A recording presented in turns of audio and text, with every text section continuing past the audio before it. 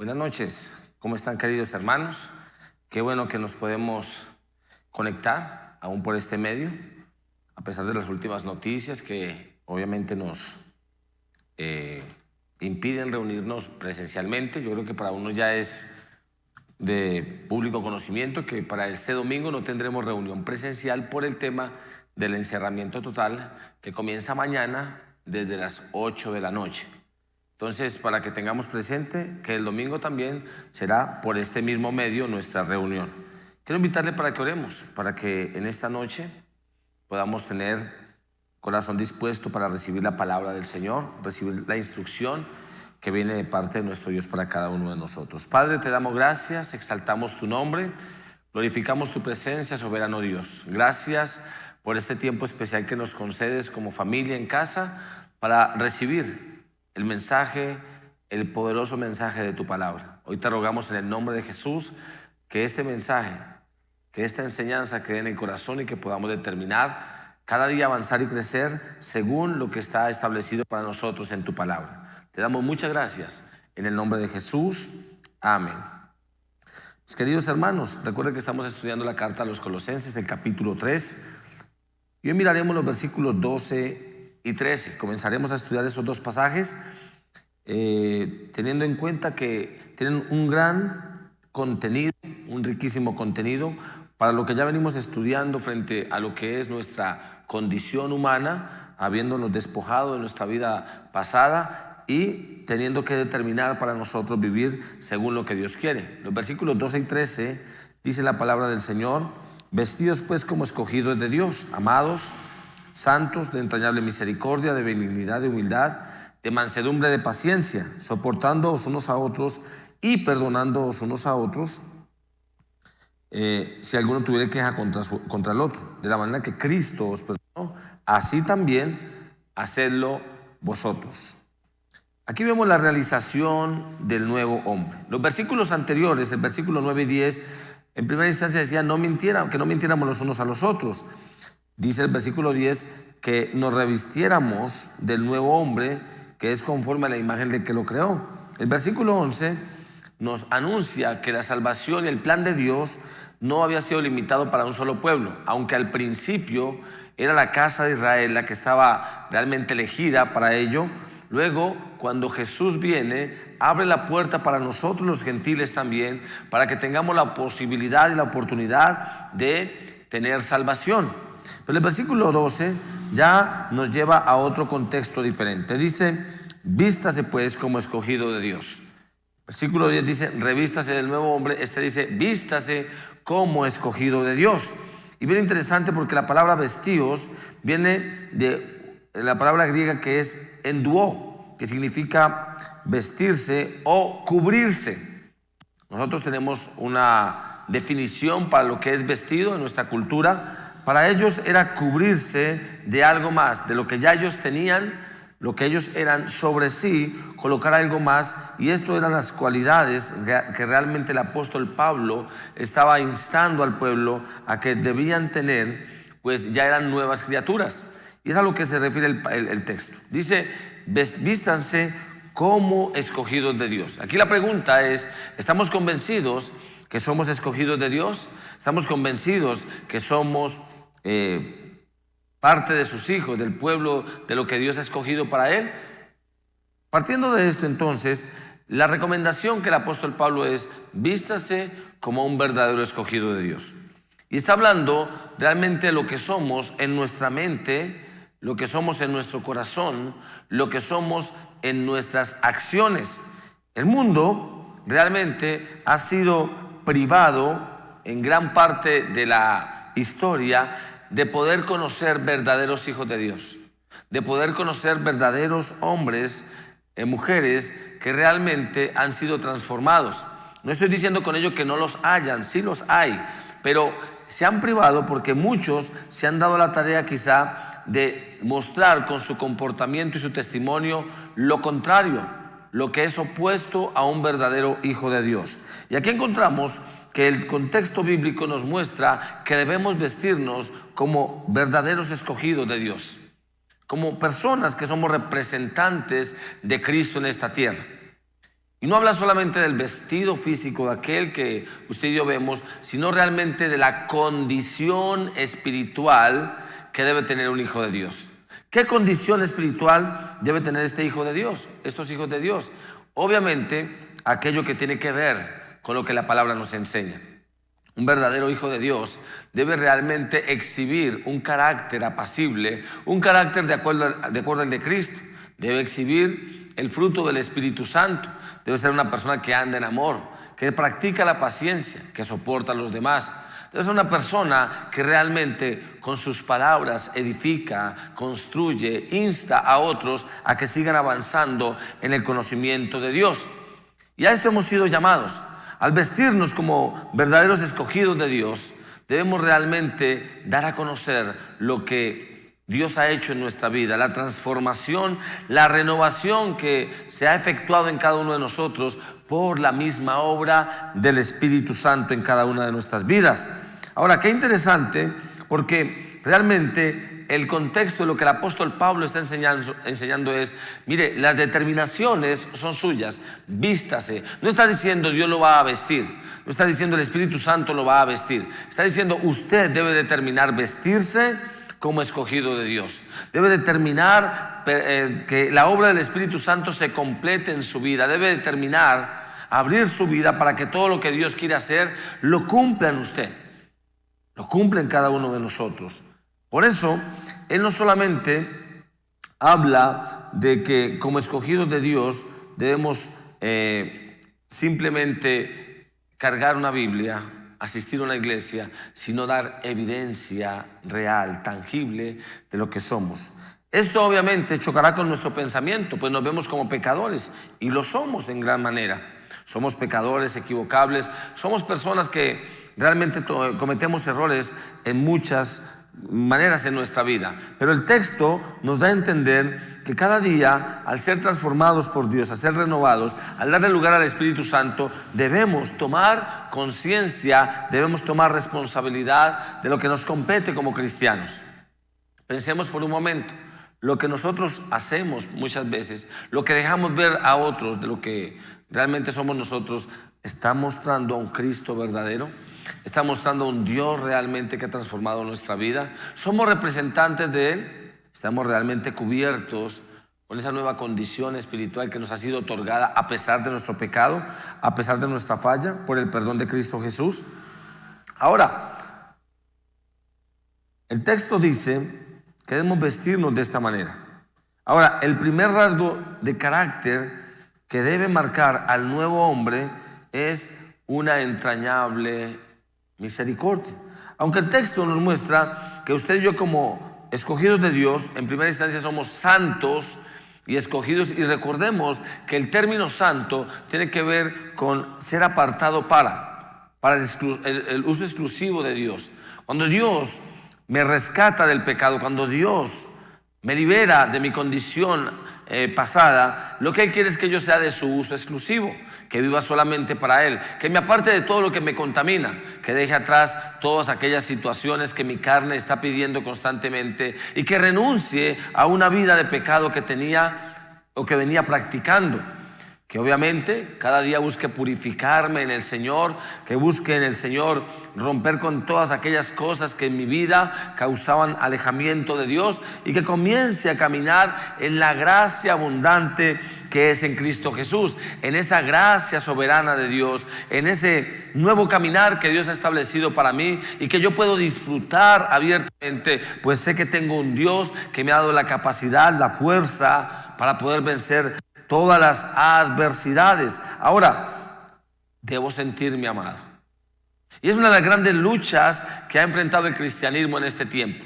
¿Por qué? Porque comenzamos a compararnos, a mirar que unos tienen, otros no tienen, y entonces terminamos diciendo cosas como, es que Dios ama más a tal persona, Dios tiene más estima por tal persona. Dios nos ama a todos. Todos sus hijos somos amados. Pero yo tengo que caminar como un hijo verdaderamente amado de Dios, que se siente amado, que se sabe amado. No que está comparando, no que está buscando en lo material, en lo físico, el amor de Dios. Cuando todo el amor de Dios se ve reflejado en nosotros, se ve totalmente expresado en nuestra vida, en la salvación que nos ha sido otorgada, en la justificación inmerecida que tenemos. Pues nada hicimos para merecer lo que tenemos, y mucho menos para tener la posición que tenemos como sus hijos. Entonces, en primera instancia, yo estoy encontrando que el pasaje me enseña que yo debo vestirme como un verdadero escogido de Dios. Y ese vestido de Dios, ese vestirme como escogido de Dios, tiene características fundamentales. Sea santo, pues es escogido de Dios, y siéntase amado por Dios. Véase como amado de Dios. Y este es un tiempo en el cual debemos decirle: Señor, si yo no me siento amado, si yo he sido de los que ha comparado lo que otros hacen, lo que otros tienen, y he creído que por esa ruta va el amor tuyo, perdóname y ayúdame a que yo pueda comprender que realmente debo vestirme como ese escogido, pero debo sentirme amado por ti, debo sentirme valorado por ti. ¿Y cómo hago para hacer esto? Miremos a la cruz, miremos a Cristo, miremos a aquel que entregó su vida. ¿Qué otro acto de amor queremos recibir? ¿Qué otro acto de amor queremos que se nos exprese cuando ya el Padre de los cielos se despojó de su Hijo, de su unigénito, para enviarlo a la tierra por nosotros? ¿Cómo he de sentirme mayormente amado cuando nadie ha entregado su vida por mí? Cuando yo comprendo y dimensiono la obra de amor del Padre y entiendo la obra sacrificial del Hijo, siento, comprendo, afirmo que soy un ser profundamente amado por Dios, un ser profundamente valorado por Dios, que valgo lo que el sacrificio de Cristo vale en la cruz, que valgo el que el Padre se haya despojado de su Hijo, de su unigénito, que lo haya enviado a la tierra a enseñarnos y a morir por nosotros. Ahora entiendo, dimensiono cuál es el verdadero valor y cuál es el verdadero amor.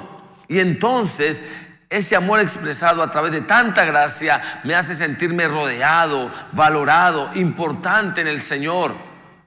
Y por eso cada día entonces buscaré la manera de revestirme, cada día de vestirme como un verdadero escogido de Dios, como un verdadero representante, un representante del reino de los cielos. Todos los que tenemos hijos, nos gusta cuando nuestros chicos, sobre todo en el caso nuestro, voy a hablar de mi caso como hombre, mi hijo toma ropa de la mía, o una corbata o una camisa, y se la coloca y empieza a caminar por la casa, o los zapatos que le quedan bien grandes, y comienza a caminar y dice: yo soy mi papá.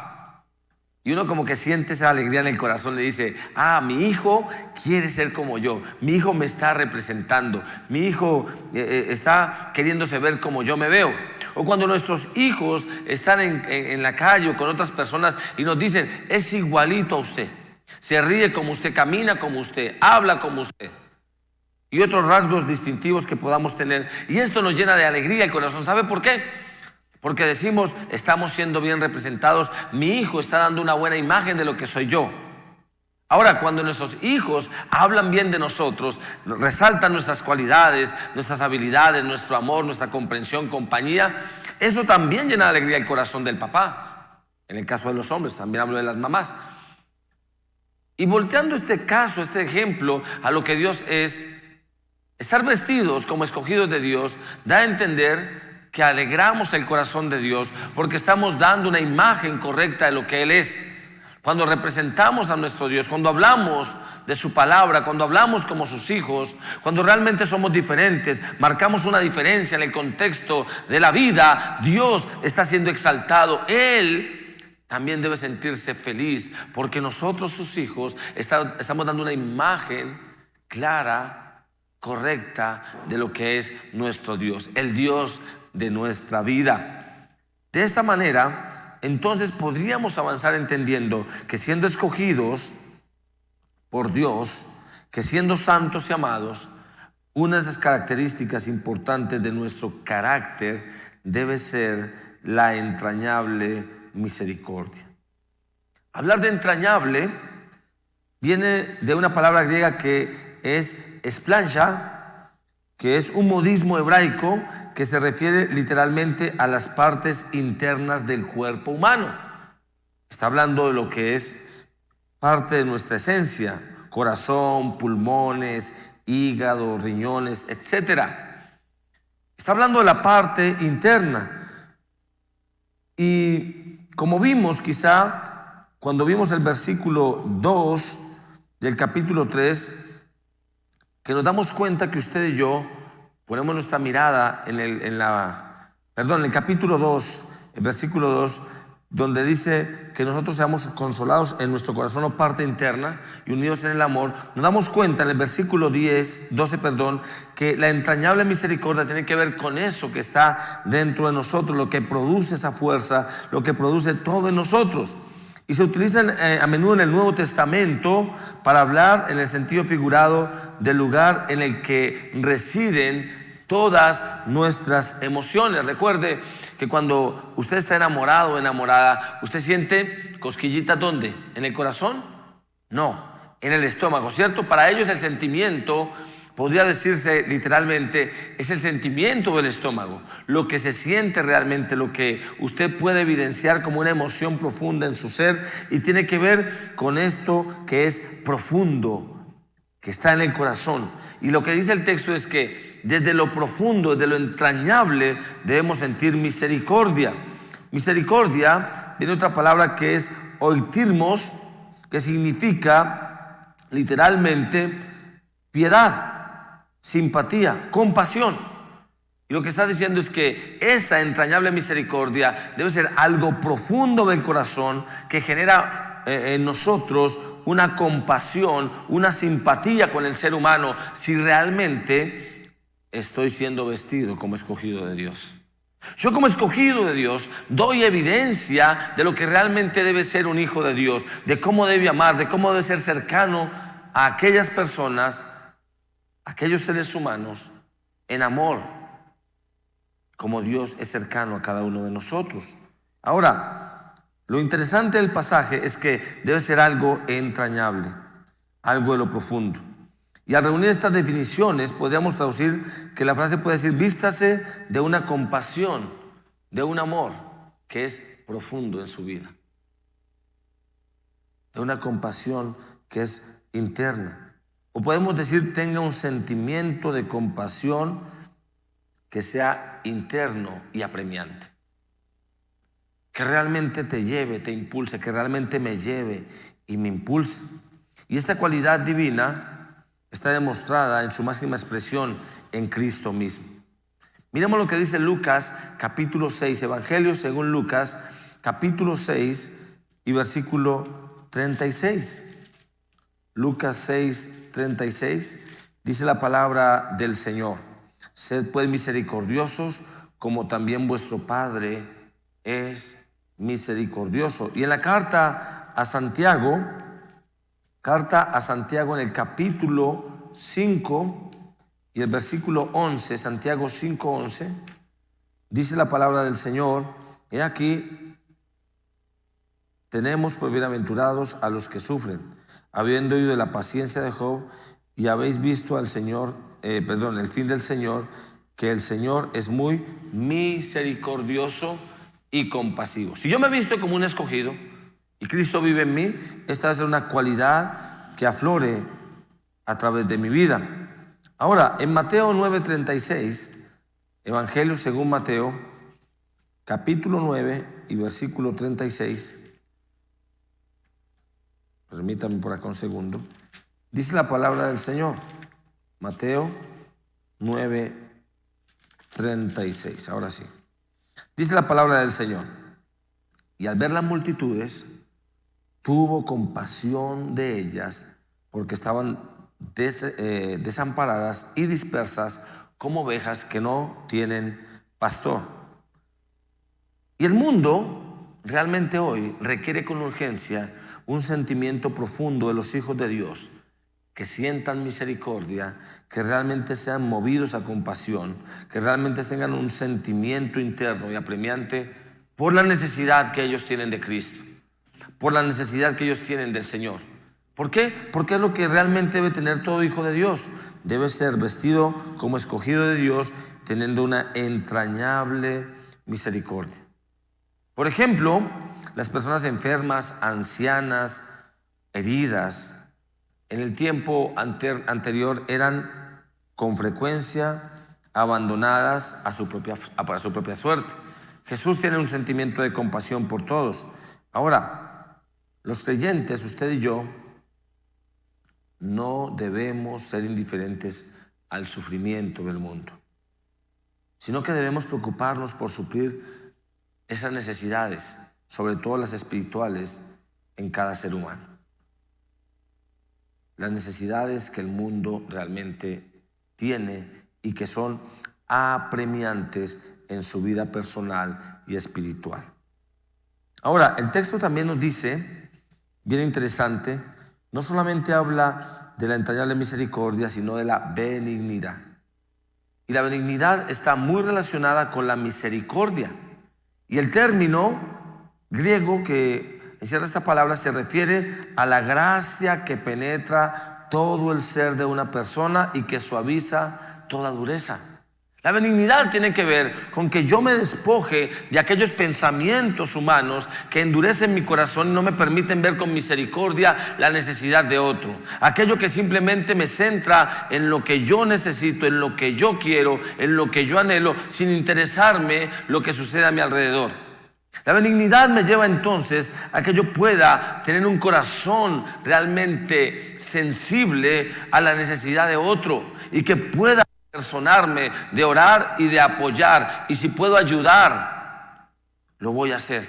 ¿Por qué? Porque entiendo que toda dureza de mi corazón es quitada a la vez que yo soy capaz de darme por otros, a la vez que soy capaz de entregarme por otros. Recuerde que Jesús se negó a sí mismo y se entregó por nosotros, y entonces todo lo que podría haberse convertido, aunque era el Hijo de Dios, endurece en el corazón por la humanidad que tenía, fue sensibilidad para escuchar la voz del Padre y hacer la voluntad de que lo envió. Jesús utilizó esta palabra al afirmar: mi yugo es fácil, en Mateo 11:30, y no es duro ni cruel. Es un yugo fácil cuando realmente nuestro corazón está dispuesto y no endurecido. La persona benigna se preocupa tanto por el bienestar de su prójimo como por el suyo propio. ¿Por qué? Porque ha entendido el mandamiento: ámense unos a otros.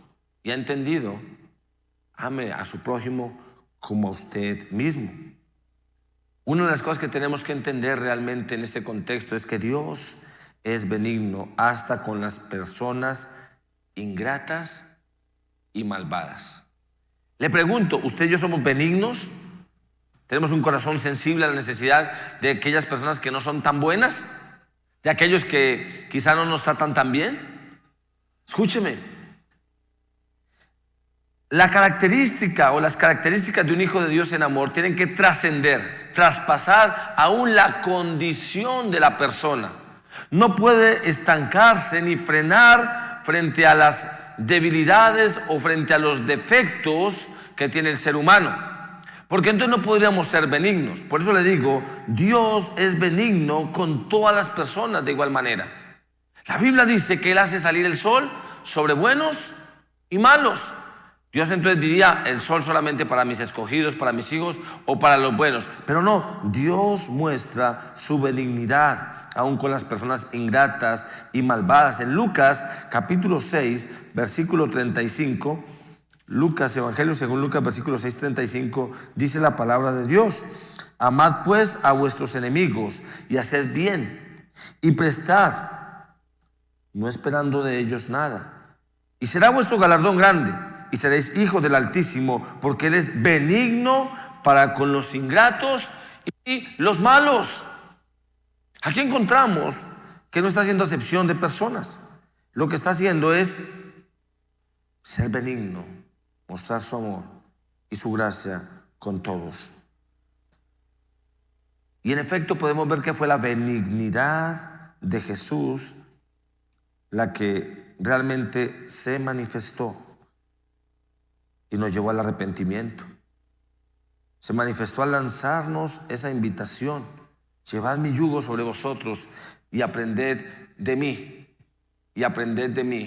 que soy manso y humilde.